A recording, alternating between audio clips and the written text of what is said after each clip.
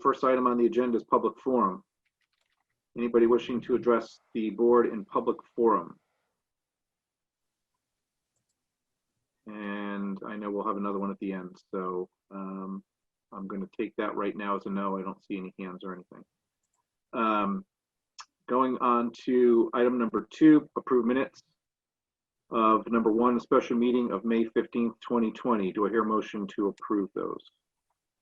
So moved. Second. Okay, discussion, corrections, edits.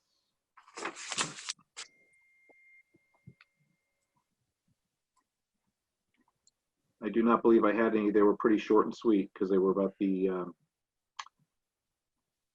bonding. That was approved. Okay. If nothing, then all in favor? Aye. Anybody opposed? Anybody abstain? I'll abstain. I had to work that day. Okay, got it. Thank you, Jonathan. Shame when your business life gets in the way of your civic life, huh? I have to abstain. Yeah. Megan, you were abstaining too, right? Did you say? Yep. Got it. Right. Thank you.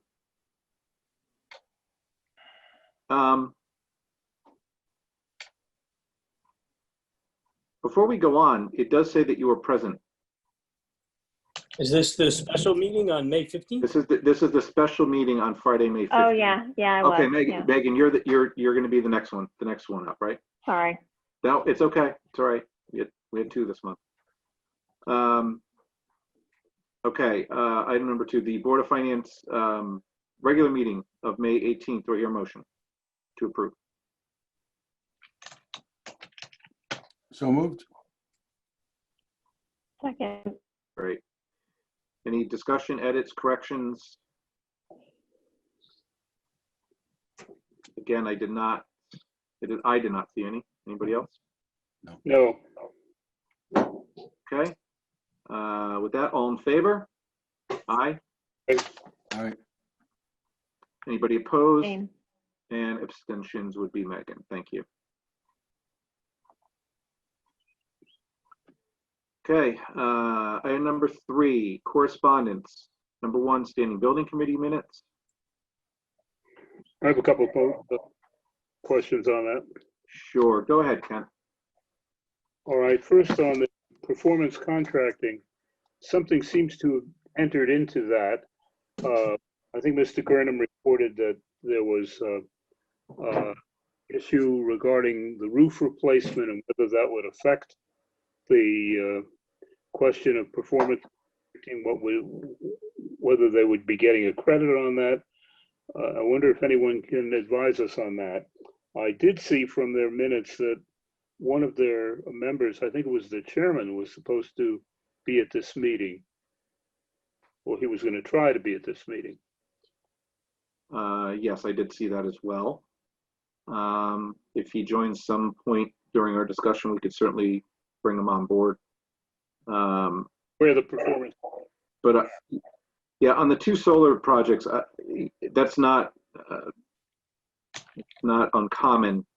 That I guess the roofs have a certain age to them, that once they age to a certain point, then it does not make sense to install those solar projects unless it's part of a new roof project. So I know I've heard that before. I don't know the details of that. I don't know, Matt.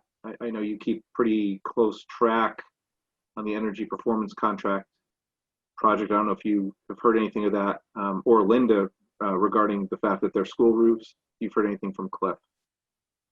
I'll defer to Linda. The measures that were designed for and implemented for the town have all been completed. So the holdup at this point, not to dump this on you, Linda, but the holdup at this point are the projects related to the Board of Education. I would remind everyone that 80% of the savings and the costs associated with this project were attributed to the Board of Education and their facilities, only 20% to the town. So we are not the tail wagging the dog. We are waiting on the Board of Education to finish their pieces.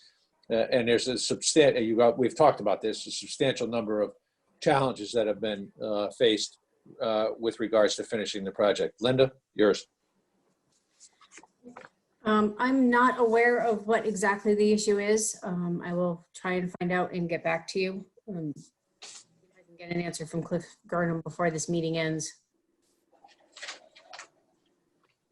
That would be great. So I was wondering on this topic, I think last meeting or so, we realized that we're going to have to maybe go to have some litigation to collect some of the money from Johnson Controls.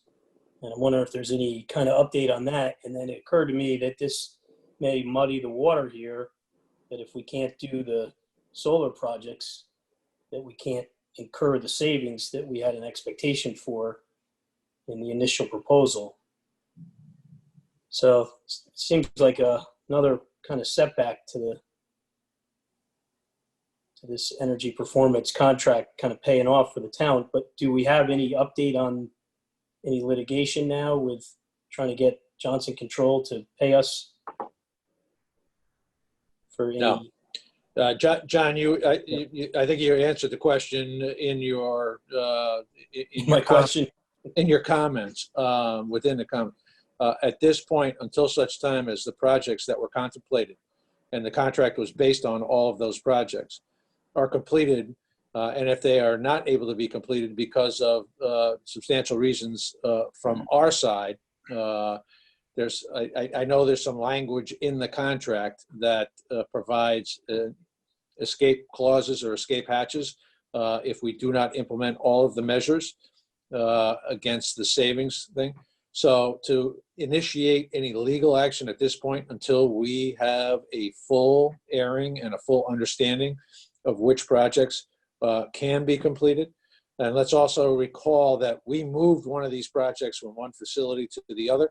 So we have a bit of responsibility here, owing to the fact that some things had changed in midstream. We are not going to be reticent about engaging legal to pursue the remedies that are available to us in the original contract, which include some rebates to ensure that we receive the appropriate amount of savings against the projected savings.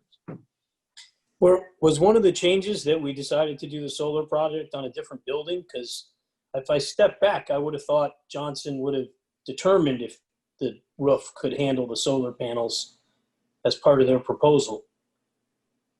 Yeah, John, you're absolutely right. I would assume so, but I will leave comment. I don't think there's anybody from the public here, but the information that we provided to Johnson Controls may well have been at issue here in terms of the age of the roof, that kind of thing. I'm not casting aspersions on that, but those are the kind of things that we'll find out when we get the lawyers at $300 plus an hour starting to try to figure it out. Will the standing building committee be involved at all in kind of determining how this should all fall out? The standing building committee will be involved, but pretty much you can rest assured that there is not a member of the current standing building committee that was a member when they reviewed the energy performance contract. Earlier today, we reappointed the chairman, Dave DeMayo, who filled a vacancy a couple of years ago. I do not think there was a member on that board who was serving when we approved this back in 2017. All right, thanks, Matt. I know it's a touchy subject. It is touchy because we have some guarantees that we're supposed to be getting. But I want to go back to I think there are a substantial number of measures that have been implemented, both at the town side and the Board of Education side, which are already bearing fruit. In the last two budget cycles, we have highlighted the savings and the changes in our energy consumption on the town side. And I believe the Board of Education has some similar numbers. It's just that we haven't gone the full, we haven't completed the race yet. Okay. Mary Jane and Linda, do you agree? Yes, and I would just say Jonathan's correct. The solar project was originally planned to be at Public Works. and that was changed to the school buildings. So that was our change midstream. Okay. Thanks, Just Matt. curious, if we went back to Public Works, would the roof be new enough to withstand the weight of the panels, I assume?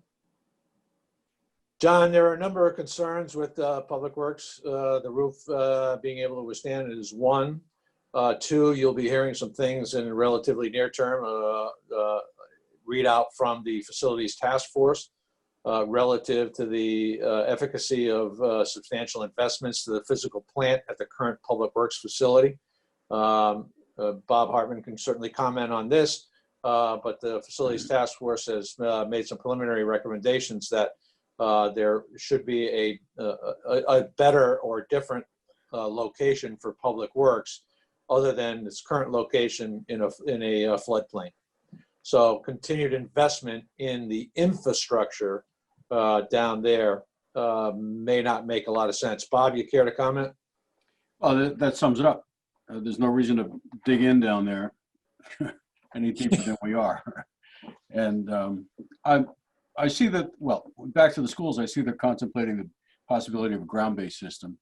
If we've got the room, I think it actually comes in lower cost, so you don't have to worry about roofs. So I hope that they will look at all the possibilities instead of sticking to original ideas and getting stuck in the mud that seems to have been going on for a very long time.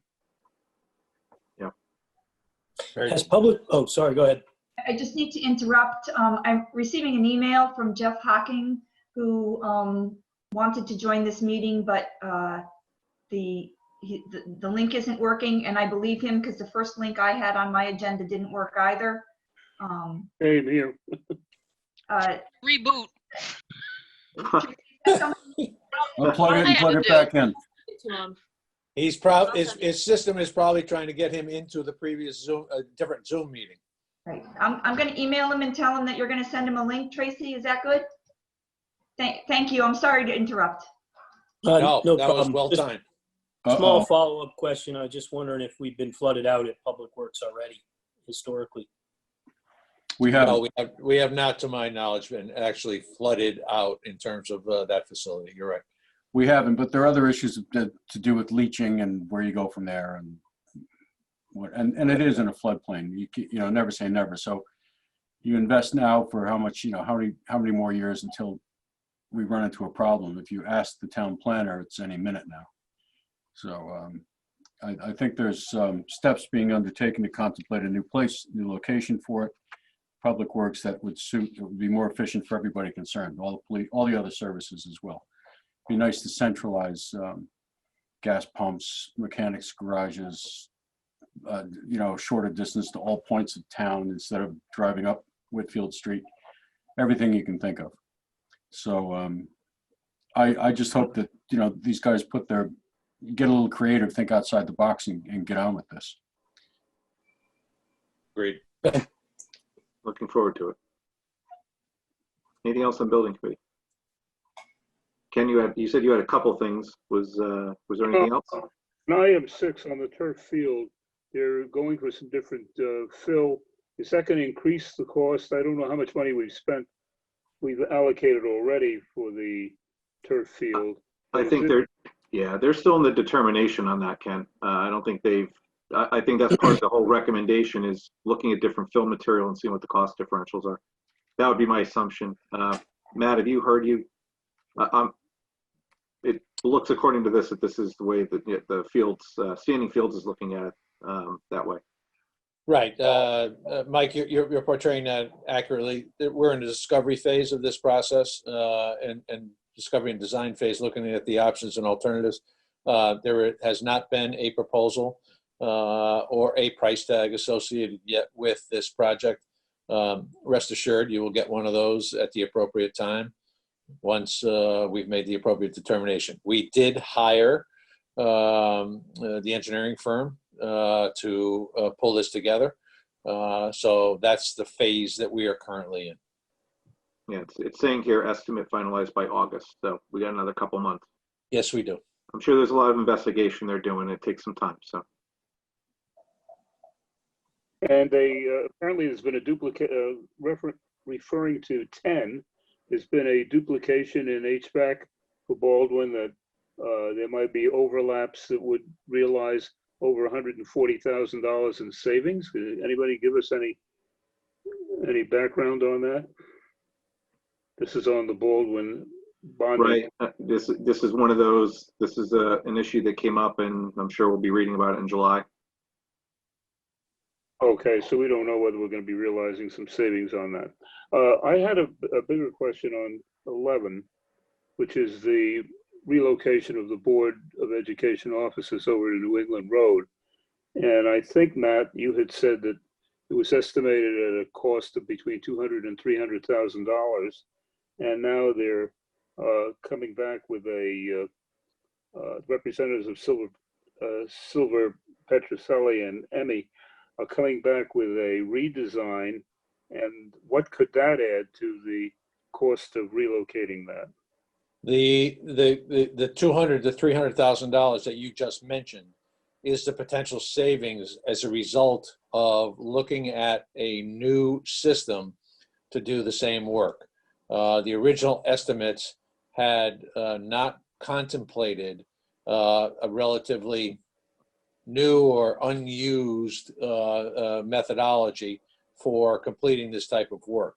So Silver Petrocelli is now evaluating the efficacy of implementing this new technology or this new design to affect the $200,000 to $300,000 in savings that you just mentioned. Right. Mike, am I on base here? That's what I recall. Yep. Okay, so we don't know that one. I recall also mentioning that I'm familiar with Emmy and the system that they have, and it is in a lot of ways is a much more cost-effective methodology for redoing an HVAC system without all of the replacement of ductwork and systems. It's a different process and system. It's fairly new. It hasn't been out there for very long, but it seems to be very effective, largely for smaller residential and small commercial. If I recall, it's using a lot of the existing ductwork that's up at the facility already and not having to replace it. That's where the savings are going to be realized. Is that right? Yes. I won't go into detail on the system because I've seen presentations on it before. Sure. And I can't explain it, but it's basically putting air, almost like air balloons in the ductwork with temperature monitors. And those temperature monitors control the amount of flow of cold air and hot air in the existing ductwork by just putting balloons in there. Sounds very elementary, but it works like a charm for a lot of projects. So, hey, if it works, That's great. and it's guaranteed for many years, and they come out and they maintain it, it's kind of a win-win for everybody. So I think we've used it on a couple of projects in our office, but I don't remember which ones, but we've had numerous presentations on it, and it seems like a really solid system. Terrific. All right, anything else on building committee? Yeah, I had two more. One of them is in item 13, the needs assessment. I wonder where that's at. I saw from the warrants that we had already appropriated about $8,900 to, I think it's sightlines, and there's more to be spent on that. So they're first preparing their report for the Board of Ed. I don't know when that might be coming down. The superintendent had referenced it in a number of Board of Ed meetings, and that could be a significant factor. So I wonder what they expect that report and whether that's going to cost us. How much more money is being appropriated to the? I tend to remember it was like 25 or 30,000. They've gotten 9 already. Was I right on that, Linda? Do you remember for sightlines? I don't remember the exact cost. It sounds about right. Yeah, I don't remember the exact number, but that sounds to me that sounds like a first payment of investigation and research. It does say here that they were interviewing staff and going through the process. So yeah, they're going through it, which is good. yeah, I don't know what the due date is on that, but Linda, maybe that's something you could just find out from Cliff, just when the deadline is, or what's their schedule to get it completed. Yeah, because we haven't, as far as I know, we haven't received the report yet, but I will find out when it is anticipated to receive it. That'd be great. depending on how far along we are down the path, is there any value in holding off on it until we have a better understanding what the COVID impact is going to be on the needs of the schools going forward in terms of class sizes, hallway sizes, any other things that we don't know, right? We don't know yet. Just wondering, are we preparing a document that's going to be basically obsolete the moment we receive it? Hey, Jeff, it's a tremendous question. I'm going to give you guys an oversimplified answer. How are we going to get all these kids to school with the same number of buses and the lack of unlimited number of buses if they don't relax the social distancing rules for starting school? There aren't enough buses in America to facilitate 6-foot distancing between children on school buses. So what I hate to tell you is, I think the decision is going to be, if they open the schools, it's going to be pretty much Katie bar the door. Kids are going to be going in school. There'll be 250 kids or 225 kids at each of the elementary schools. There's a possibility of, 250 kids all having lunch together at the high school, because to open the schools without being able to do the distancing on getting the kids to schools is a near impossibility. Linda, I'm sorry to steal your thunder, but that's some of the conversations I've been having with your boss and some of the other municipal leaders around the state. So unfortunately, we're going to make our kids the incubator if they actually open up the schools. If I could just add something real quick, Jeff, I think a lot of this also for facilities needs is infrastructure. So there's space issues, and then there's the infrastructure issues. So, how old are these systems? How long are they going to perform? What are the costs of replacement? Now, if you add into that the distancing and, is there going to be shifts? Students coming in morning and afternoon? It's a great question, but I think a lot of this is more based on infrastructure needs than it is on the space needs.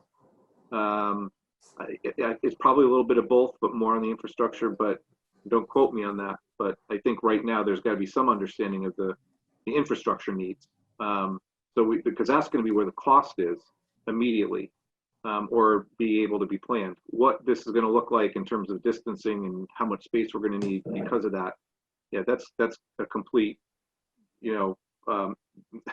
magic wand, I guess, trying to figure that out. Have we investigated if we can get the kids into the building and have enough space if we could just get them there? Can we keep them 6 feet apart, basically at desks? No. So even if we could get them there, we don't really have enough room in the building to continue to teach the way we have been in the classroom setups we have. Linda? No.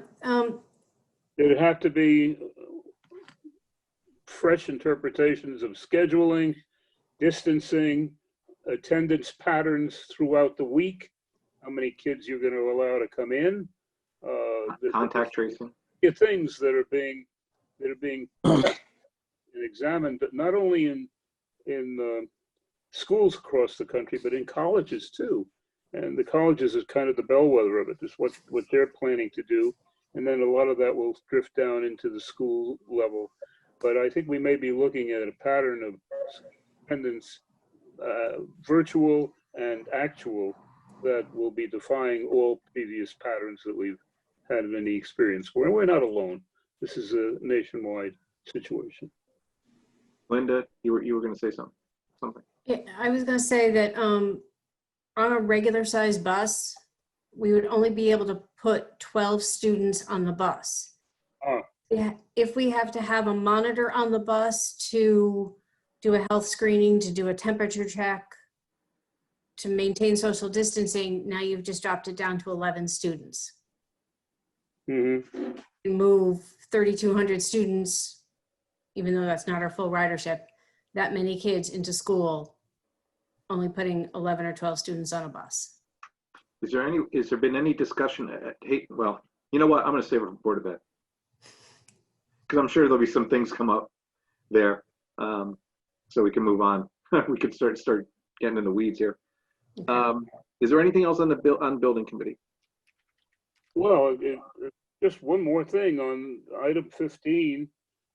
They are looking to hold specifications to hold contractors to deadlines. I thought we crossed that bridge many times over the last few years, but we're talking about apparently there's no pattern of compulsion here with many of our contractors. If the standing building feels that they have to go back into the arrangements with these contractors and compel them under penalty to deliver what they said they were going to deliver when they said they were going to deliver it. Ken, there's a very good point to this that a lot of people don't know. Matt, I don't know, excuse me, I don't know if, you've talked to town council about this, but as soon as you put into a contractor agreement that they are penalized for not meeting a deadline, there's also an expectation they'll get rewarded for being ahead of the deadline. And a lot of municipalities, a lot of contracts or owners don't necessarily want to have that. They want to expect that, a contractor is going to meet the deadline, but not have the penalty if they go over a day or two, because that is very, very costly. And there's an expectation if you do it one way, then why don't you do it the other way? It's one of the caveats to a penalty clause when you don't meet a deadline, unless it is truly something that school cannot open, and now you're costing the district hundreds of thousands of dollars possibly because of that. So Matt, did you want to add to that? No, Mike, you're absolutely right. As soon as there are performance penalties in the contracts, there is an ask for performance incentives to meet it. And every contractor will bake in a cost for the potential that they won't be able to meet that deadline. Now, we also know that with a substantial number of the projects we do, based on the amount of suppositions that are made, for instance, how much asbestos is in an old piece of window glazing, all right, that then requires them to do something substantially different than was contemplated in the original contract. It throws the project off immeasurably. It's a frustrating way to do business, but it is also fraught with some challenges that we're going to pay more for these projects because the contractors will make some assumptions based on the fact that something potentially bad could happen, and we're going to pay more at the outset. Mike, you've been in this business for 25 years. Pretty common set of reactions to a bidder putting something like that out? Yeah, absolutely. It's a common reaction that contractors will push back, and they will add contingency just in case. And that contingency can be a percentage that we don't want to have in it. That's why you get town council involved. And I'm glad Pam's looking at that with the building committee, because it's fraught with issues. So, but it's a very good attempt to try that, because it does hold contractors to that deadline. But it's got to be a deadline that's going to cost an incredible amount of money not to make it. Anything else on standing building? I just thought that we're very much at risk of anybody finishing anything early in this thing, but that's beside the point, I guess. But Bob, that's a good point. Is there an opportunity for us to put performance incentives into the contract? Just to get them back on track and catch up to where they belong by now. Yeah. I mean, they'll never catch up. Right. I see the risk as I'm not in the business, but I just see the risk as minimal, considering how long this has been kicked around and when we actually signed. And so little is getting done. And I think what they're looking at is they're looking at standard terminology that would go forward for, this is a standard Guilford contract that every project will have this. Maybe it's to a level. If there's a certain level or cost, that's a threshold issue with the contract. But I was going to say that's beyond my pay grade. But I've dealt with those contracts, but I'm not an attorney. No, I mean, there's the stick and the carrot. We don't seem to have either at the moment. So no, right. That's why they're looking at it. Yeah. Same problem with other communities? Oh, yeah, Universal, Ken, No, it's universal, of course. all over. universal. Any municipal contract, or any contract for that matter, any contract. Shall we move on? Move on. Okay, correspondence number 2, pension committee. Anything on pension committee minutes or the pension investment report? Well, they had a good month. Yes, they did. The month before that, of course, was rock and roll. I will say that I did attend that meeting, although I don't show up in the minutes as attending. I was after the FIA, our advisors, to tell us during their wrap up, which particular asset or asset class outperformed or underperformed, and he didn't really grasp it. He gave a different answer about, well, you guys have a well-balanced portfolio. But since they're doing so well, and as they should, it's we asked the question, we got the answer, and it's fine. So I mean, it's 60% equities, 40% fixed income. The markets recovered more. The indices recovered more than are funded, but then again, ours didn't drop as much as they did in the first place. So the point being that this is exactly what a pension fund should do, is not overreact. So Bob, you're absolutely right. I couldn't agree with you more. Mary Jane sent out the pension investment report for 5/31/2020. Just as a quick snapshot, and I know some things have changed. The market did take off in early June, but over the last week, it's had some corrections.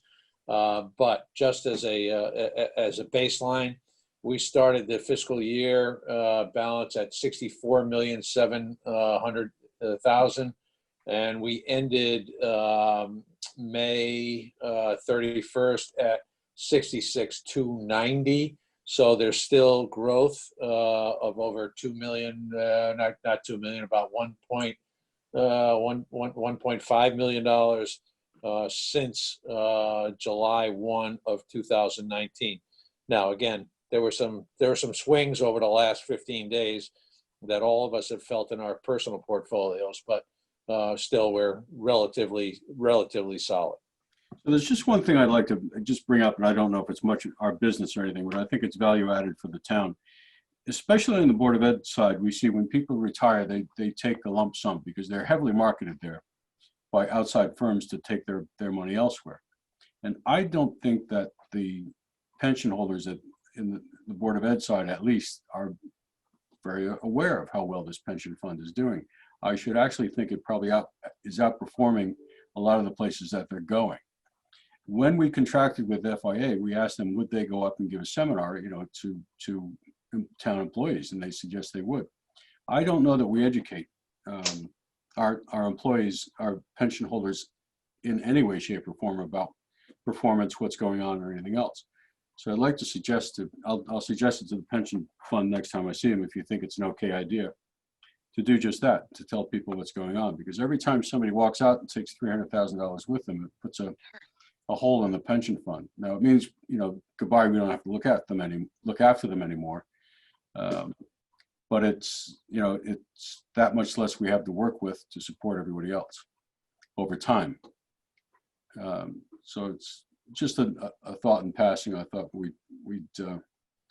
I think it provides value for all. Bob, I agree. Mary Jane? She's on mute. Oh, Mary Jane, can we have this conversation with the pension committee and Mitch as well?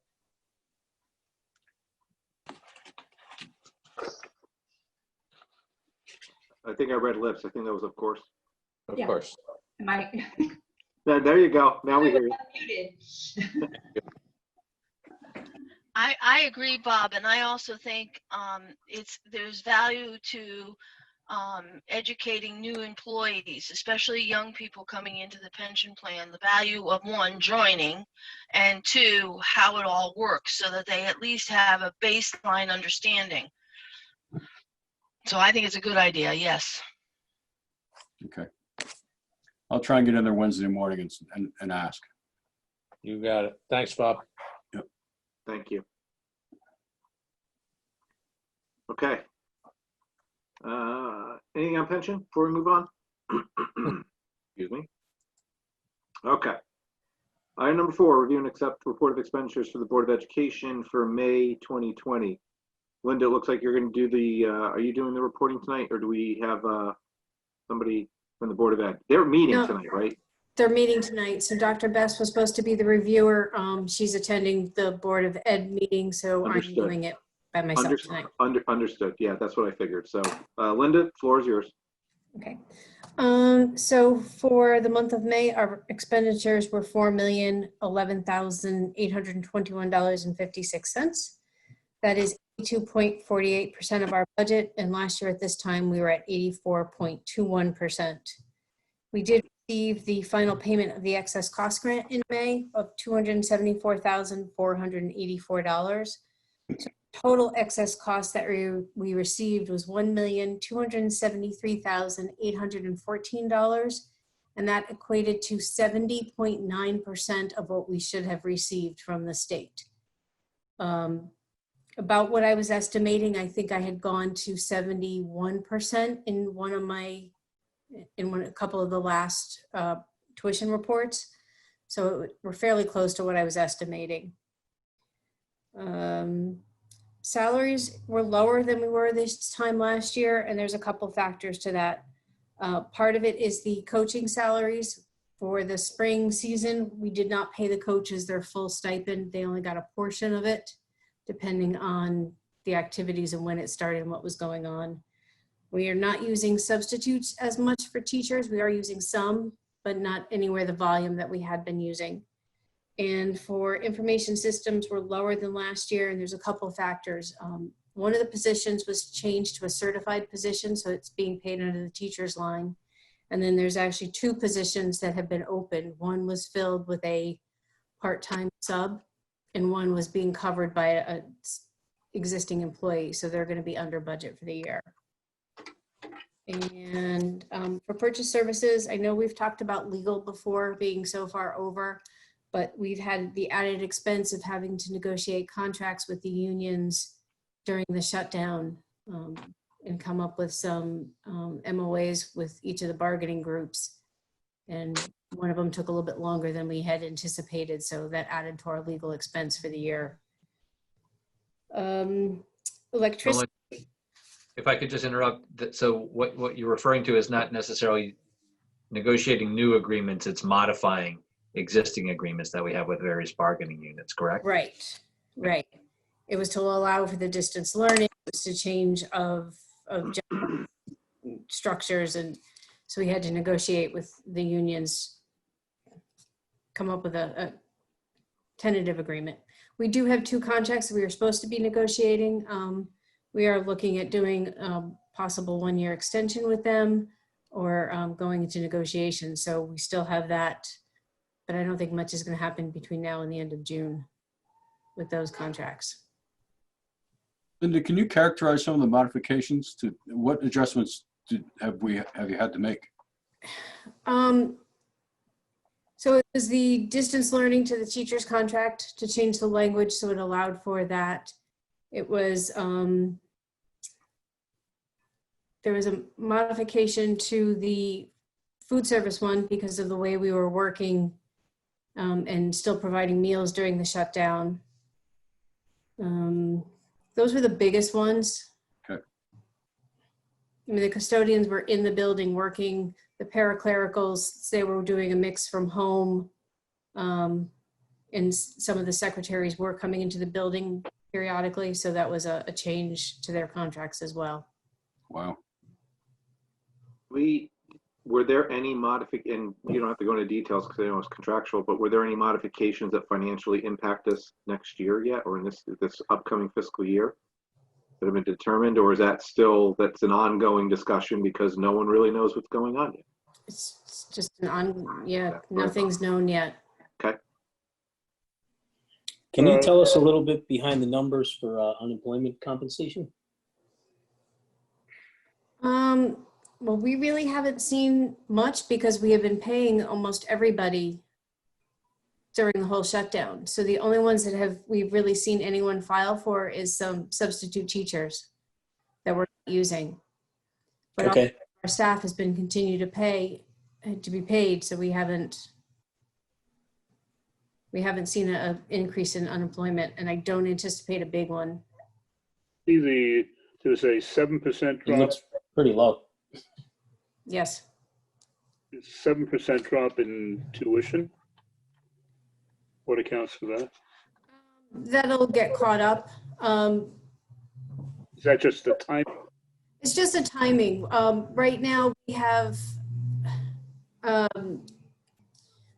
all of the schools where you're continuing to pay. There have been a couple modifications to the cost because of services we're not providing. We are also looking at, we still have one school that we're talking about trying to negotiate because it's a residential program and the students aren't residing there. So we're looking at modifying those costs. I do anticipate that tuition will be slightly over budget, not as much as I had been projecting before. It's not going to be about 150,000. It's probably going to be under 100,000 over budget, maybe even less. So tuition is going to be, it will catch up, but it's not going to be way over budget like I had originally anticipated. Yeah. Is the district getting any feedback from parents of, not in detail, but I know from the regular ed students, there's been a dialogue with the parents and the faculty and the administration as to how effective the distance learning has been. Are you getting similar feedback with the parents of special needs students? There has been some, but I haven't been involved in the discussion, so I really can't comment on any of the details. Can I ask you a couple more line items, Linda? Sure. Can you tell us what the story might be behind building and grounds? Upkeep of building and grounds to run at 122%? Yeah, and last year was at 124%. So Yeah. upkeep of building and grounds is a number of things. It's the safety and sanitation line, it's building maintenance, it's ground maintenance, it's snow removal, it's asbestos abatement or abatement projects. So there's a number of items all into this. So some of that has been additional testing, additional maintenance projects that have been done. It tends to run over budget.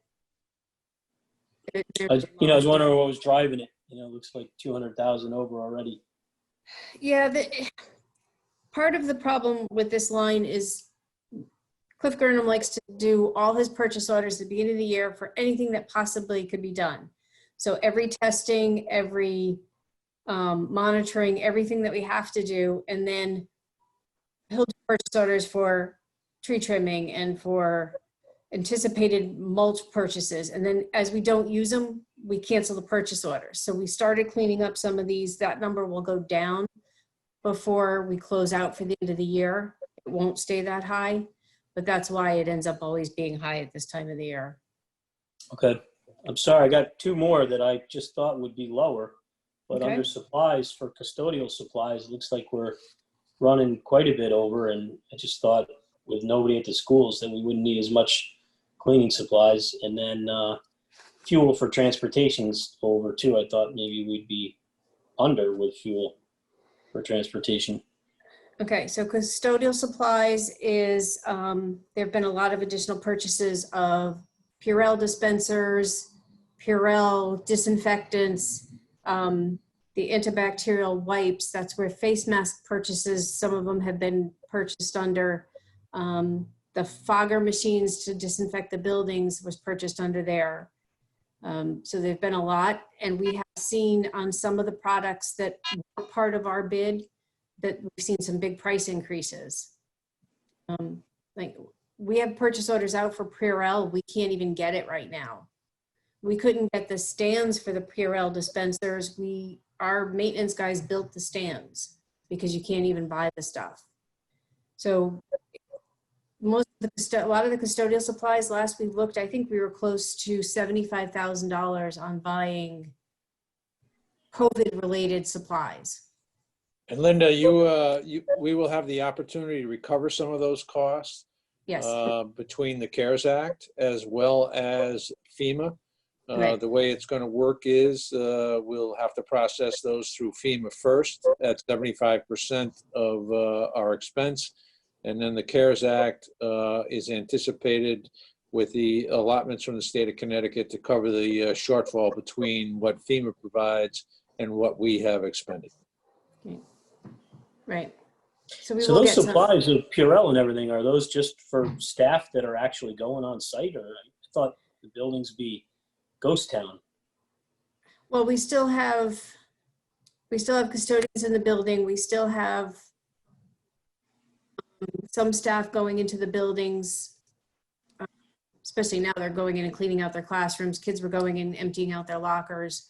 We do have the high school, we do have the cafeteria staff still in there. So they're, the buildings are still having people in them, but they're doing a lot more, like a lot more painting projects, a lot more maintenance projects. So there's other purchases that are being made as well. But a lot of the stuff was done when we thought we were coming back. So we started buying Purell and Kleenex and antibacterial wipes, thinking we were coming back before the end of the year. Yeah, a lot of this, I believe, happened really in April. Yeah, early March, April, a lot of these purchases were made right in the very beginning. It's a pretty significant cost. You know, we're over by almost $60,000. Have you priced Perel yet lately? Yeah, I was gonna say Try to the More find- cost gone valuable up than with the gold, demand. right? Yeah, Liquid gold, yeah. yeah, you can't. I would just like to add that we will be trying to recoup a lot of these costs through. Okay. opportunities.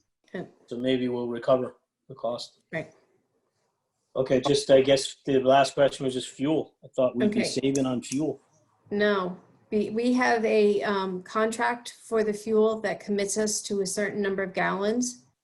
And at the end, when the buses shut down, we had 33,000 gallons of unused diesel fuel that we had to pay out the contract for. It was at a reduced rate, but we still had to pay it. So while it was a savings over the bid price, it was still an expense. Will that benefit us, I guess, next year if we get back in No. business, get the No. buses rolling? No, Where did all that diesel go? Back to the supplier. yeah, There was at one point, anything that we didn't use, we used to get charged a storage fee from the very same suppliers to hold that. And that was considered to be more egregious than us paying out the penalty to satisfy the terms of the contract. They don't buy it back at a reduced rate at least? No, John, they don't.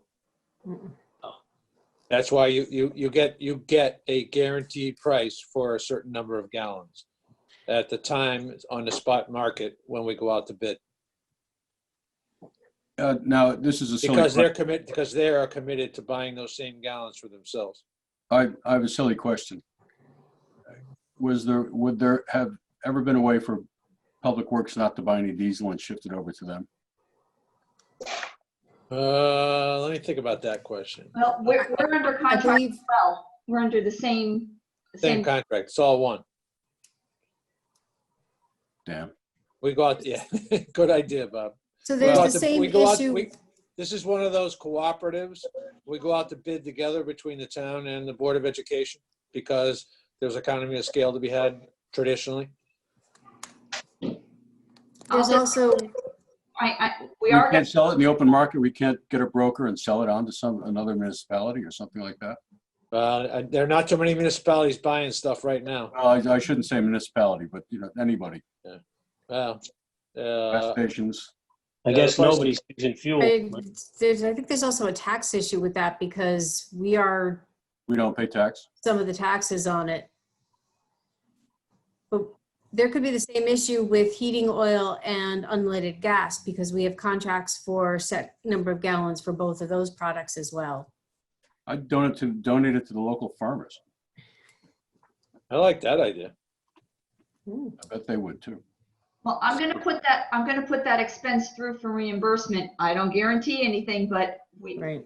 we're, every dollar we think we can, we're putting through the grants. So it's possible that we may get some reimbursement for that, although I won't promise. I guess we just had no place to store it, huh? We don't have the Guilford Strategic Diesel Reserve at the ready. No. Yep.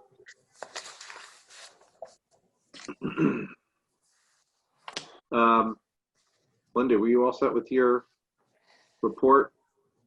I have a Whether, and then otherwise just open it up to Ken. warrant.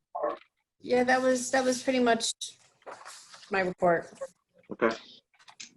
I have another question about the fuel as a follow-up. Can we consider that really a loss because of the COVID-19 pandemic? That's what Yes. that's what Mary Jane was saying. Okay, I'm sorry, I missed your comment. I know with the Purell, obviously, but wasn't sure about the diesel. Yeah, because it is a direct expense, it's actually money out of our pocket. I'm certainly going to try for reimbursement. Like I said, I can't. Okay, yeah. promise. We are putting that through.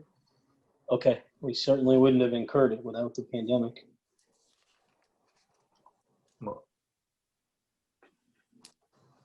We get to, Ken, go ahead. You wanna? yeah, I wanted to talk about whether these are two items in warrants, one on page 2 and one on page 6. Two on page 6 actually, whether these are expenses that were deemed going forward or things we have already paid for. For example, on page 2, there's the college internship program that's about $6,000 right there. And is that in anticipation of services that were going to come down for the rest of this current semester? That's one question. And related to that is $14,000 on page 6 for the psychotherapy programs. And that's for contracted service. Are we obliged to that? Are we any contracted services for psychological counseling in the period March and April and May?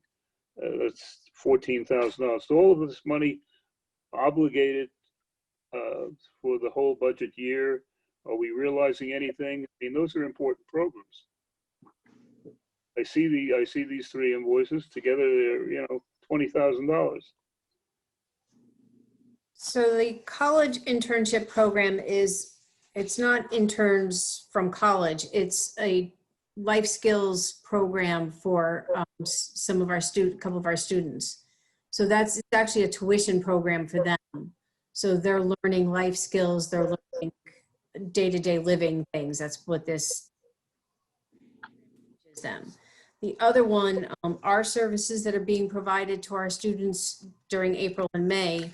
It had started earlier in this year, and so we've been paying some monthly expenses for this, but they are services that are being provided, so we have to pay for them. Oh, we have a contract with them for the year? Or are these services? There is an agreement on that they would provide the services and what that rate was. The number of hours may have changed for the psychotherapy one, but the other one is a tuition program that we do have a contract for the tuition.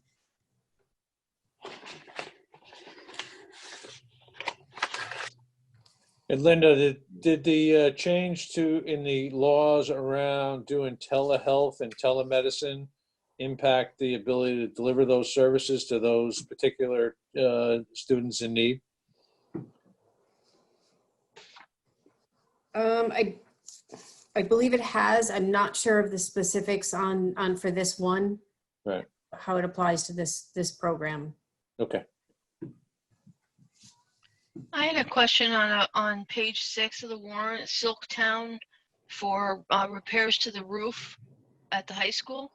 Do you know what that's about? Yeah. What kind of repairs? It was there were minor repairs to areas around equipment where there's a lot more, people are up there working on the equipment. So they had to do some minor repairs to the roof on the high school. Does that impact our warranty in any way? Do we know? I'm not sure specifically. I can find out. Okay, thanks. Yeah, that's a good question. Usually it just ends up being seams or maybe a small puncture or something gets patched and it's fine, but Seems really early in the life cycle of the roof of the high school. a lot of times it's just, yeah, it's a lot of times it's just there's work that has to be done on a roof and gets gets wear. Even if it's a newer roof. And believe it or not, that roof is what are we on now? 4 years, 5 years on the roof? Year 5. 5 years. Seems it's not brand new anymore. It's newer, but it's amazing how much maintenance still you need on these. So. Anything else? Board of Ed? Just to go back to your whole question, is based on what we've spent since this whole Corona episode has begun, does what you've spent give you any insight into what you may be looking at spending when the kids come back to class? Are we going to be looking at a much bigger Purell line item going forward? I'm anticipating we are. I'm just wondering if this gives you any insight into what that might be for next year. Yeah, I've done some calculations on just what face masks will cost if we have to provide face masks for students and staff. We've done some calculations on, some of the other costs. We're still looking at options. We're looking at the cost for the shields that go on a table, to split a table up, and what those costs are going to be. We're looking at costs for possibly having to do temperature screening as they walk into the buildings. So there's a lot of costs that we're looking at that are all possibilities for if we were to return next year or in the fall. And we'll be staying within budget with all those costs, right? I'm joking. I do my best. I try. Well, we'll have to make it work best we can. It's hopefully there'll be some funding sources that we can get to offset some of these costs, because there's going to be a lot. Okay. That's what I was expecting, but I was just wondering what the numbers might be looking like. Yeah, a lot. Stay tuned. Yeah. Anything else for Linda? There's references made all over the place to this evaluation of distance learning. And I just wondered, Linda, whether the superintendent was going to be presenting the report he's indicated was forthcoming, when, you would think this would be an appropriate time to evaluate the success or the needs, let's put it that way, the needs for distance learning, the continuation of distance learning, since the new year is right upon us. And I wondered whether you had any intelligence on this as to when the report would be coming down. I know there have been some discussions of the results of the survey. I wasn't in with those discussions. They were done mostly with the principals and other administrators. And I don't know if that report has gone out for the public, but I can ask and find out when that will be issued.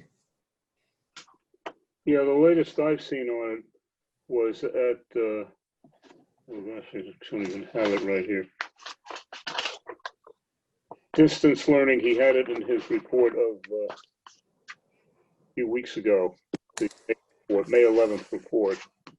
And he said over the upcoming months, he's praiseworthy of everybody, teachers, students, parents, everybody that participated. Apparently he got 600 responses on this, which is considerably more than we got in drafting the budget.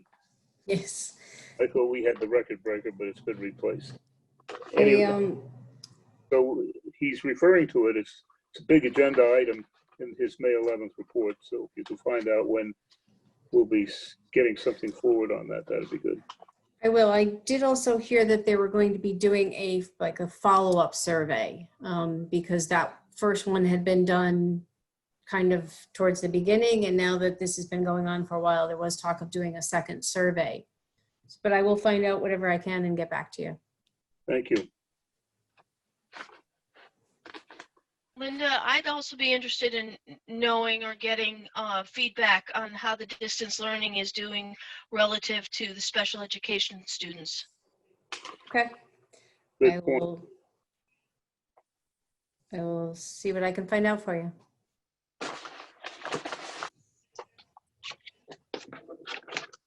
Okay. Anything further? If not, Linda, thank you. I'll entertain a motion to accept the report of expenditures of the Board of Education for the month of May 2020 in the amount of $4,011,821.56. So moved. Second. Okay, all in favor? Aye. Aye. Any opposed? Any abstentions or recusals? Okay. Thank you. Again, Linda. Thank you. Item number 5, review and approve report of expenditures for the town government for May 2020. Mary Jane. Hello. So we're going to start with revenues, which we have some good news on the revenue side.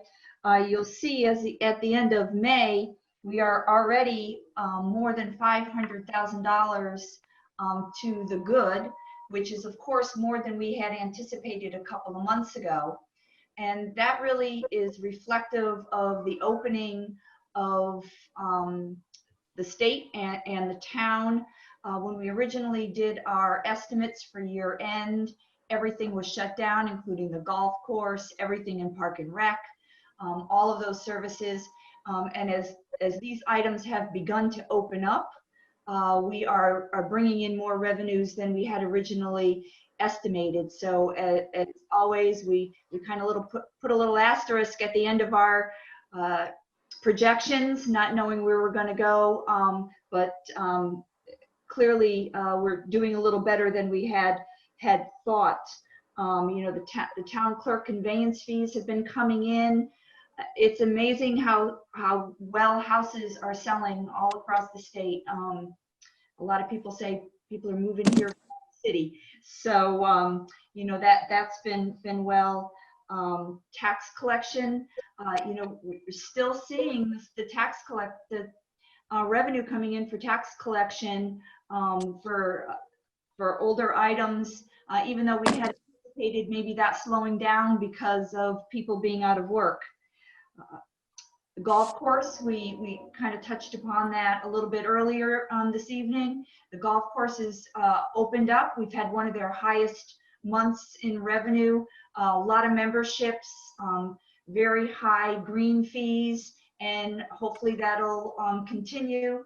Golf course is one of the easiest places for people to go out and enjoy some recreation. So Guilford, along with golf courses across the nation, are seeing an increase in their greens fees, and it's certainly helping out here. Again, when we did our projections, the golf course wasn't open. So this is fabulous news, not only for the golf course, but for our bottom line. Fire department anticipates bringing in all of their revenue for this year.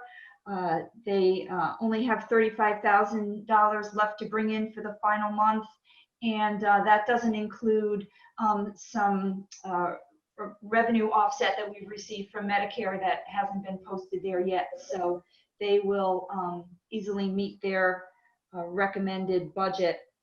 Park and Rec had a really good month as little things started to open up. They've had a lot of beach passes and that type of thing, so they had a good month as well. Still under where they would be, obviously, at this time, and I don't quite anticipate them bringing in all of their revenue, but as things open up, the residents of Guilford are wanting to get out, and they're certainly doing so.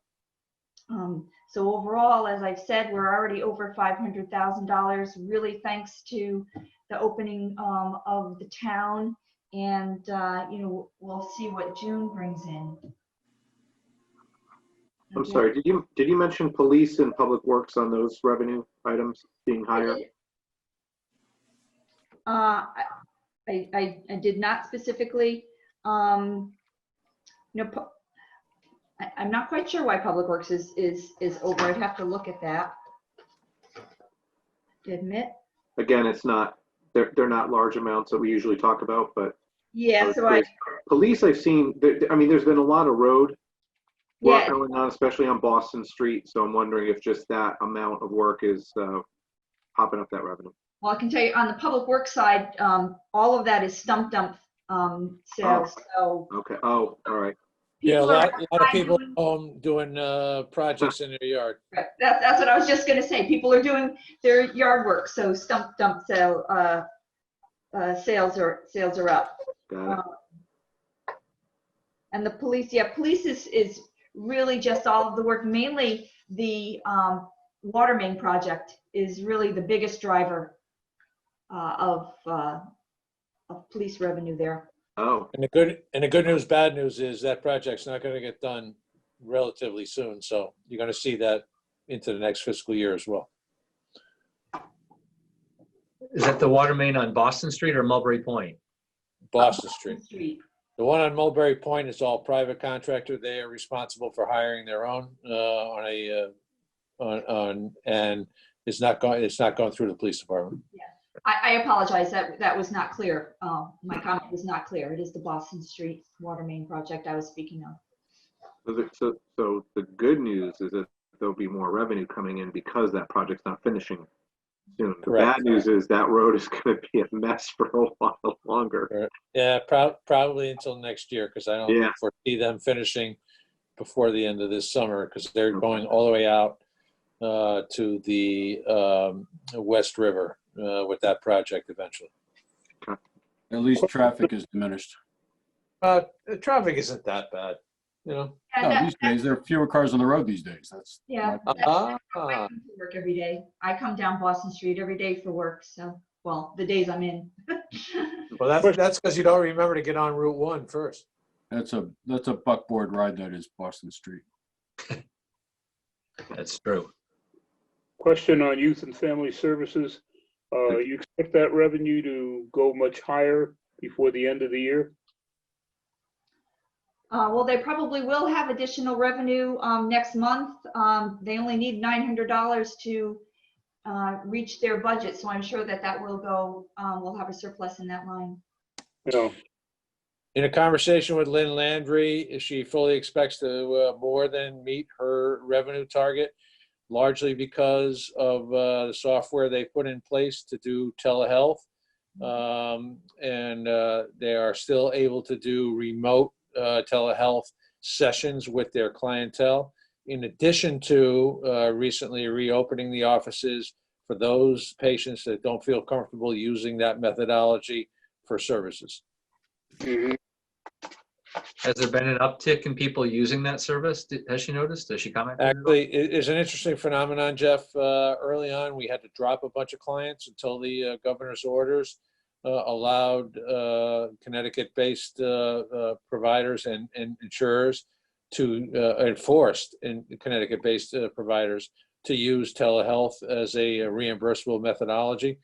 So actually, we had to drop some clients because they were uncomfortable coming in using that technology because they wouldn't come in, and we also closed the office. So once we open the office, there is now a combination of folks using both methodologies.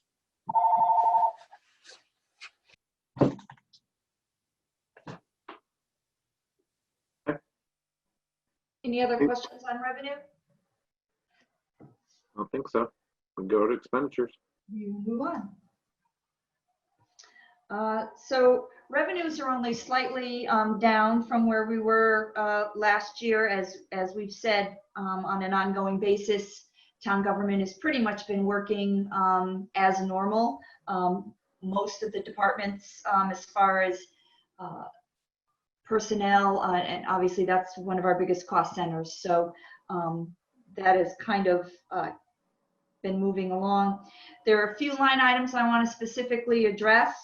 The first is insurance, that I think I reported last month that it is overdrawn, and we are at this point putting together the amounts that the waste transfer station and the library will reimburse the town for insurance costs that are covered under our policy. So that line item will not be overdrawn by the end of the year. The next line I wanted to talk about was the legal line. It is showing almost $200,000 left in that line. The expenses here are really have only been billed through February and March from our legal bills. Matt and Mitch have done a tremendous job of closing out some of our union contracts this year, extending some, finalizing some. So we will have a significant amount of bills before the end of the year. I would like to note that because we've extended some of the contracts, we will again have negotiations next year. Should there be any money left over in these lines, I will be coming back to ask to have that money held over for that purpose. I do expect some significant invoices coming in through June. Is that the 5 bargaining unit? I know that we were looking at an unusually large number of negotiations. So does the extensions of those, what impact does the extensions have on that? Jeff, that's a great question. To date, we have negotiated the following. Not all have been approved by the Board of Selectmen, but they're in various stages of negotiation and approval. Earlier today, the Board of Selectmen approved a contract with the GSA, the Guilford Supervisory Association, at a 2.25% increase on an extension for 1 year. We cleaned up some language in the contract relative to the old health plans which are no longer offered, and gave them the benefit of extending the window for them to use vacation because of COVID-19. GEA, we also did with Guilford Employees Association, the largest of our unions. We also did a 1 year 2.25% increase. We in the process of negotiating with them, which is consistent with where we have been negotiating all along, we agreed to take a step out of the contract to bring some folks to basically livable wage in terms of their earnings. Police department, we have a tentative agreement on 4 years.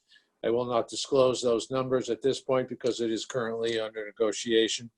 The fire department, we negotiated a 1 year extension at a 2.25% increase. No changes to anything other than the wages. Earlier today, the Board of Selectmen approved a 1 year extension with our fire chief at a 2.25% increase. Still to be determined with that contract in the next round is moving to the HSA. Those are that's an update on where we are today.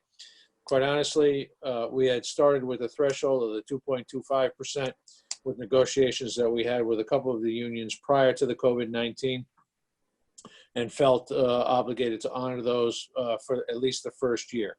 In some of the other contracts, we have gone much lower in year 2, and we've made some assumptions with year 3 and 4 for those that are applicable, depending on whether or not they were giving up any benefits.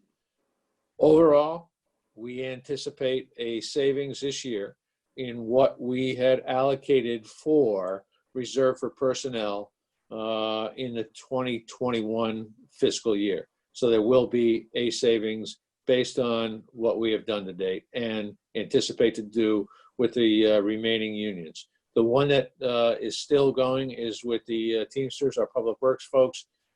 They brought in some numbers that are higher than our numbers, not surprisingly, but you can expect that our position will be consistent with what we have done with the other unions. Great, thank you. So it sounds as though we won't be, so if we're close to an agreement with one of the bargaining units, we're still in negotiation with another, and we've got modification to 3 with 3 others, then the 5 that we were anticipating going through, 3 of them will be pushed off for another year, and we're close to resolution on 1, and we're still in negotiations on the. Absolutely.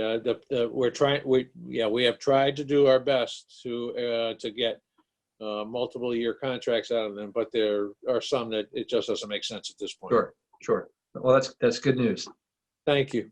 Now, by the way, Mary Jane will probably talk about this in a minute, so I hate to steal your thunder, but there will be some continued enforce or carried enforce, whatever term you want to use, on the legal line item, because we have not fully exhausted our efforts relative to negotiations with those unions, because some of them settled on a 1-year extension. So our anticipation is that next year, I hate to say this, the 21-22 budget will need to have some funding carried in force. Right. Because the negotiation that you anticipated for not 21, but the 2021 budget will need to carry some of those funds, because we have not concluded all of the negotiations needed to satisfy those contracts. You didn't steal my thunder because I already said that. Yeah, I know. We'll be ready. Okay, so the next one I wanted to talk about, again, I've spoken about this one before, the building department. The building department is overdrawn due to the contracted services that we pay for commercial inspections. So that's really driving the revenue on the other side. So we will be making that whole at the end of the year. And as I've mentioned before, and will continue to mention, we have budgeted that properly next year so that we won't show the expenditure moving forward. The police department, I don't have an estimate of where we might end the year, although Butch Hyatt had sent me a note today to give him a call that we could go over some of his numbers. We do expect to probably have some surplus there, but they've also been given permission to use some of their surplus for capital expenditures, which I believe we talked about through the entire budget process, so that should not come as a surprise. Let's see, youth and family services. Mary Jane, will hiring a new chief impact the budget for police? No, it will not, Megan. There's an anticipation, not to negotiate out of context, but there's an anticipation that the replacement salary will not be similar, will not be the same as the exiting chief. And there's a domino effect as well, related to the fact that there may be a need to hire a deputy chief to fulfill what has already been the worst kept secret in Guilford, which is that the police commission intends and is currently negotiating with Deputy Chief Hyatt for him to take that position. So there's a domino effect. There will be theoretically there will be a savings to some degree. All right, thanks. I want to talk about youth and family services. They are overdrawn at this time. They have some grant funding that they receive to cover their salary lines. So again, those numbers are being put together this month, and that line item by the end of the year will not be overdrawn.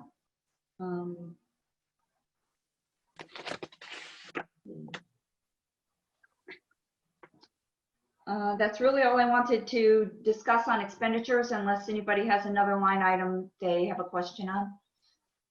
I don't have a specific line item, but along the same lines as the question I was asking Linda, has the last 3 months given you any insight in terms of health and safety supplies and equipment that the town's going to need that is going to impact next year's budget?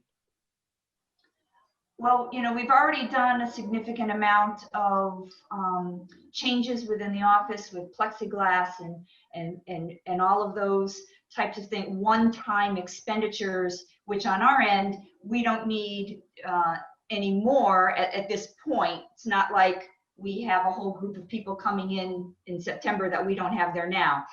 So a lot of those one-time expenditures are already done. We are continually buying masks and Purell and everything else that Linda talked about for our staffing. Again, we are considering all of that COVID related, and we will be trying to recoup those expenses as we move forward. But we probably won't see any big bump in ours. It would probably remain steady. Okay, thanks. Jeff, the only question is, how long do we continue to have to provide these type of materials for our employees as well as the community? And I think the answer is for the unforeseeable future, until such time as a vaccine is developed and or there are remedies to the treatment. So it's a good question. It would not surprise me that if in January there is not a vaccine, we have a fresh round of spending coming relative to the supplies that we've been buying. Congratulations, Mary Jane, for the refinancing of the bonds. Absolutely, Mr. Hartman, and you deserve some credit here, based on the question you asked at one of these meetings a while ago. And Mary Jane needs a significant amount of credit for the work she did over the past month to prepare for the refunding exercise. And Mary Jane, you want to talk about the benefits? I can. I also just before our meeting sent something out to everyone. So if you haven't seen your email, in your email I did send the numbers so that you can take a look at the entire report. But to summarize, we did extremely well. A lot had to do with timing. Our timing was impeccable. The day we were in the market, it worked well to our advantage, and it showed in the results. We have a $3.1 million present value savings, or 11.3%, which is fabulous. We had estimated throughout the process, of course, the estimates were done, months ago. We estimated $73,000 savings. If you remember, we reduced the debt budget by that $73,000 for next year. Our actual savings for fiscal 21 is going to be $219,000. Wow. So that'll certainly help our budget next year. Thank you, Megan, for the hand clap. And Linda. So we did really well. Standard & Poor's, they affirmed our credit rating, which spoke highly to the caliber of the Board of Finance that were involved in the bidding. And we were able to watch that live. It was really phenomenal to watch, but we were also able to lower our yields because of our credit ratings. So that really helped us. But like I said, I did send everybody an email with the numbers so you can look at all the detail. Any questions, obviously you can give me a call. But I think the original estimate for savings was 8%. It came out to over 11. mm-hmm. Absolutely, Bob. Yeah. Right. Good stuff. One of the things I just want to caution folks on, the document that you sent, that you've been given, shows the present value savings over the next, I believe it's 14, 15 years. And what I want to make sure folks understand is we may not realize all of those present value savings in the out years, particularly the 21-22 budget, because we have consistently been using premiums to offset some of the increases. The good news is, I believe, Mary Jane, this year in the 2021 budget, we used $180,000 in premiums. Correct. There's no more after that until we go out. Exactly. So if you consider the 2022 budget, the present value savings of $253, we're still going to be $70,000 to the good after we have exhausted the use of the premiums.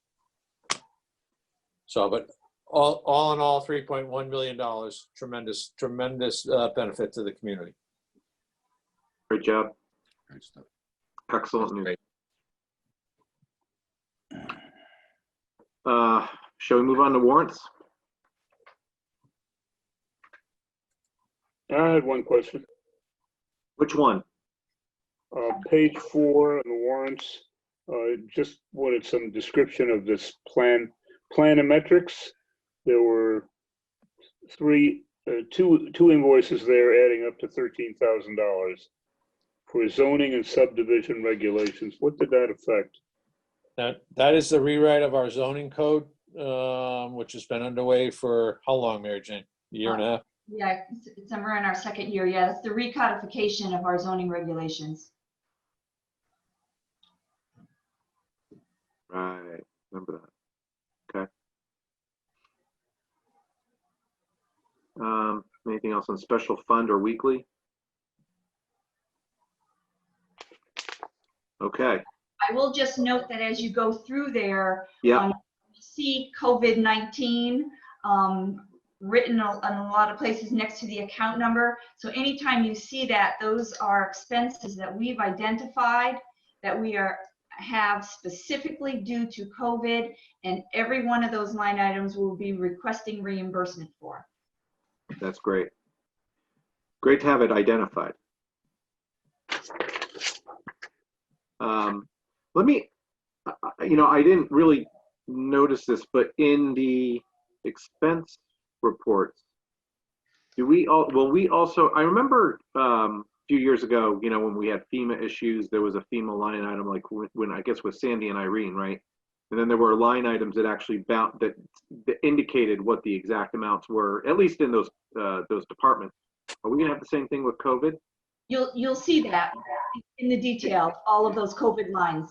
The same COVID lines you see in the warrant, you'll see in the detail of the expenditure. Okay. Oh, you know what? Okay. I did just see one, for example, in information systems. I saw one in finance. So great. So they're identified by line item. Right. Great. So object code 58822 was added to each department as they have a COVID related expense. So you can see that. Okay. Got it. Thank you. I saw one item for an emergency repair to the motorcycle. Was there something, did it get involved in an accident or something like that? And is everybody okay? I don't believe there was I didn't hear of an accident. I don't know, Matt, did you? No, last time I took the motorcycle out, it was working fine. No, I'm just kidding. Maybe that's why it needed a repair. Yeah, exactly. Yeah.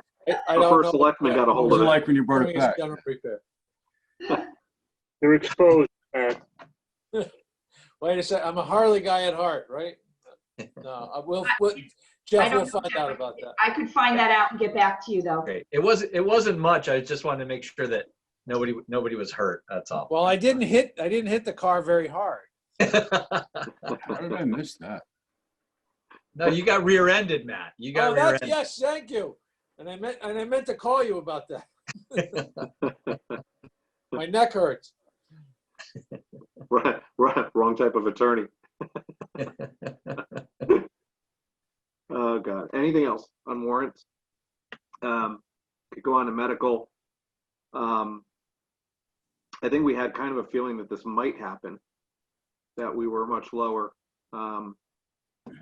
I can't imagine that June will stay that low. I mean, I would think that going into the summer, but now that things have opened up, it's going to be catch up, I would think. Well, that's it. Elective surgeries have opened, so people are going back, but there certainly a lot of people are still deferring those elective surgeries. So it's really hard to say. Our consultant even noted that it was possible that the remainder of this year may be lighter than we otherwise would have. Mainly because of those elective procedures. Right. They're obviously deferred, so at some point they'll come into play. They're probably not canceled, And in addition, there's a lot of people that are not using the ER and urgent care services. You know, they're not going as much as they might. You know, people are staying home, so you know there's less accidents and all of that as well. Yeah, So yeah, makes a lot sense. of things are contributing to the lower medical costs, and we could see that for a few months still, depending on people's willingness to go back out to their doctor and you know, have some of this work done. Right. I did note that on the catastrophic claims, were at the percentage wise, we're about, I think I saw about 63% of the premium. So I know last month you had mentioned that 70% was usually a target number that, you know, at least as a goal would be good to get. And it looks like that's going to be at least achievable, at least a 70%, if not going over. Right. So at this point, we have 11 cases over the $75,000 claim and 7 that are over the 150 that have gone to stop loss. Mm-hmm. All right. With one more month to go, so. With one more month to go. Mm-hmm. All right. Okay.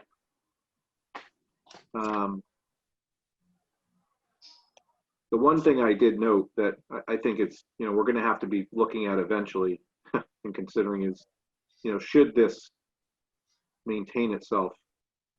You know, the estimated fund balance now is $6 million. So it's incredibly healthy. So I think that's going to be a consideration that we're going to have to make as a board in coordination with, obviously, with the town and the Board of Education as far as what that fund balance is going to mean in the future and how much gets carried over. So Matt, did you? Yeah, Mr. Chairman, you make a very good point. However, I would advise that we not consider doing anything with that until at least November. Not this year. The most, well, no, we're not going to, we wouldn't do it before the end of the fiscal year anyway. But given the fact that we have offered the community the 90-day tax deferral, this nearly $7 million, because you have in that number, you have baked into that number a IBNR of nearly $1 million, becomes available for us as we go through the deferral period. You may recall the conversations we had that indicated we anticipate between 15 to 18 million in escrow payments that come in automatically on July 1st. Between that, our unassigned or unaffiliated or unassigned fund balance of a little over 10 million, plus the 6 to 7 million we have here, and we have a couple other pockets of money that we have a substantial, we have substantial holdings to carry us through on a cash flow basis through the first 3 months of the year. So I would suggest that we not even contemplate doing anything with funds like these until such time as we have a better reckoning of the impact of the 90-day deferral. Mary Jane, comments, or what did I miss? No, absolutely. And obviously everything is on the table for discussion. One of the things I mentioned to the selectmen this morning was that I was possibly look to not fund the medical fund until the end of each month to ensure that we have enough cash flow to make that contribution.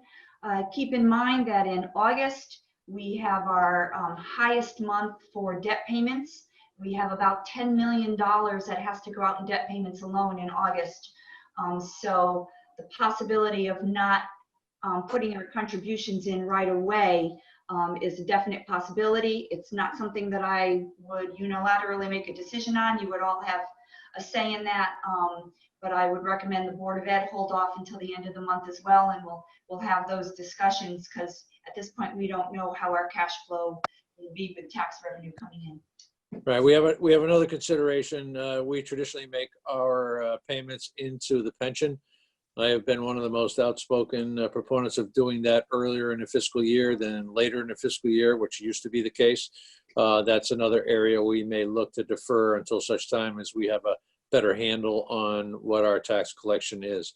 I will once again say, I know there's nobody from the public here, but I would encourage all those that have not been adversely impacted by the coronavirus that they should continue to pay their taxes on time to allow for those who need the benefit of the 90-day deferral to continue to have that option and not impinge upon the town's ability to run its operations. Yeah, I have also had the same conversation with the pension committee to let them know of the possibility of considering not making our contribution in July. The difference between the pension and the medical is that the pension numbers rely on that contribution going in July, so there is an effect to the pension.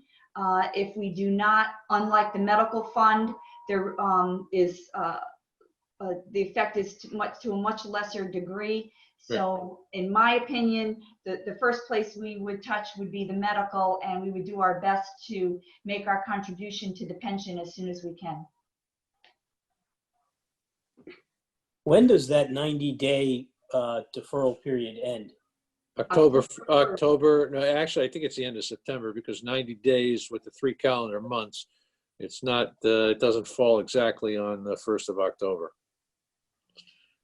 It's 90 days from July 1st. So what? July has 31 days. How many does September have? Come on, guys. 30, you know that. You know 30. that. You know that's. I didn't know there was going to be 31, 31, 30. There you go. So that works out to be how many? 91. Yeah, so it's going to be just short at the end of September. Exactly. A little bit of a cash crunch. Or 92 if you count correctly. Whatever the tax bill says, that's going to be what you Yeah, you're right. Yeah, right. You're right. You're Now, right. residents can pay on time, but they can also take advantage of the deferral. Absolutely. That was that was included in my executive order. It is an automatic deferral for anyone who needs to take advantage of it. No application required in order to take advantage of it. But again, I've made the appeal a couple of times, and I'll make it again. Those that can afford to should pay on time. Okay. Anything else for Mary Jane? I think we covered everything on the town side. Mary Jane, thank you, as always. And Matt, thank you. Thank you. So I entertain a motion to approve the report of expenditures of the town for the month of May 2020 in the amount of $2,150,124. So moved. Second, All in favor? Aye. Aye. Any opposals? Abstentions, recusals? I do have an abstention. Actually, I have 3 abstentions. 3 payments to Antonazzi Associates on the special fund warrant dated June 15th.